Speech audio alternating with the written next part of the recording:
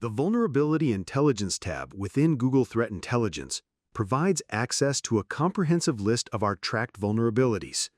You can efficiently filter this data using various parameters. These include creation date, risk rating, exploitation state, available mitigations, and CVSS scoring, among others. To demonstrate, let's refine our search.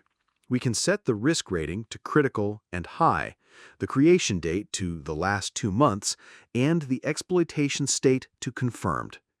Clicking on any individual vulnerability card provides an in-depth report. This includes technical details, affected products, available fixes, and relevant intelligence context. You can follow the vulnerability, clicking on the bell icon on top right, giving you the option to add to your IOC stream or adding the vulnerability to your threat profile. The IOC stream view allows users to digest the incoming IOCs into relevant threat feeds so they can study them in the platform or easily export to their security technologies. For more information on leveraging these capabilities, consult the Google Threat Intelligence documentation.